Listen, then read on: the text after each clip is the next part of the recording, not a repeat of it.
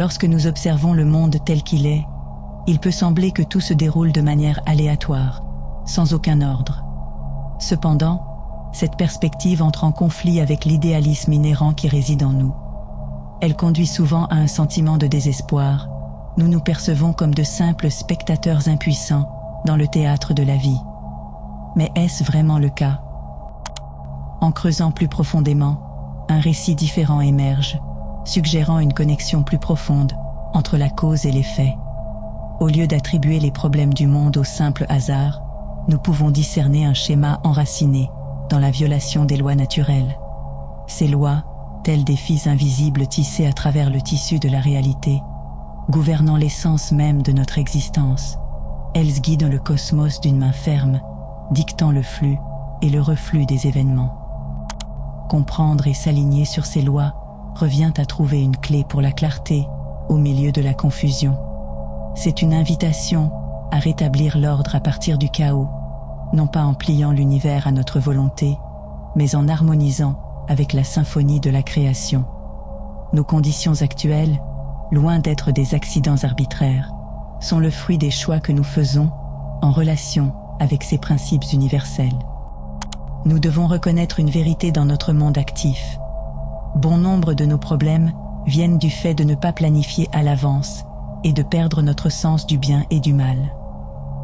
Une civilisation devrait idéalement se dresser en tant que phare de progrès, un véhicule pour l'amélioration de l'expérience humaine collective. Pourtant, alors que nous naviguons dans les courants de l'ambition et de la compétition, l'essence de l'intégrité personnelle peut s'effacer en arrière-plan. Nous sommes préoccupés par le gain individuel, enfermés dans une quête incessante de succès qui éclipse souvent la plus vaste tapisserie de prospérité partagée. Nous avons l'impression d'avoir oublié que le véritable héritage d'une civilisation ne réside pas dans ses réalisations matérielles, mais dans sa capacité à nourrir et à élever chaque individu au sein de son giron.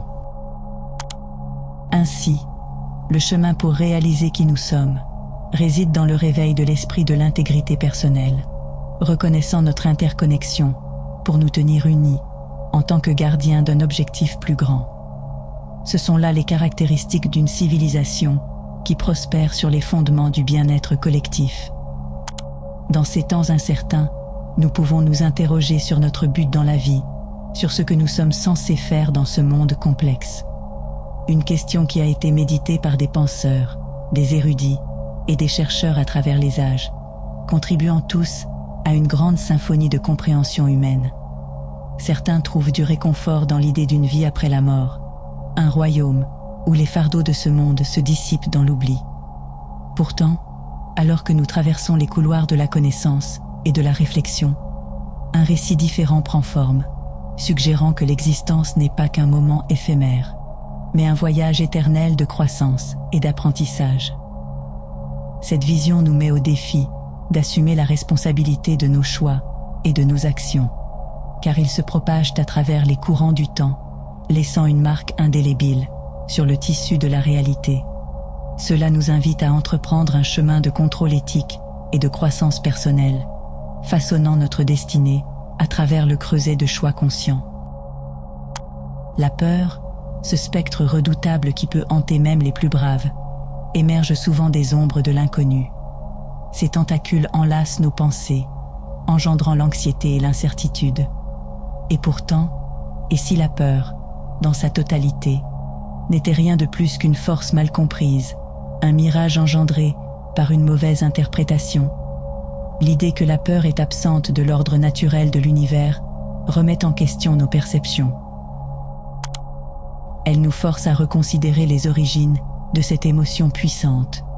La peur, lorsqu'elle est réduite à son essence, semble découler d'un réseau de malentendus, d'un enchevêtrement de fausseté qui enveloppe le monde dans les ombres, trouvant ses racines dans les récits de forces malveillantes et d'ennemis invisibles conspirant contre l'humanité. Mais alors que nous voyageons à l'intérieur, alors que nous contemplons le miroir de l'autoréflexion, nous trouvons la clé pour briser les chaînes qui nous attachent à l'emprise de la peur.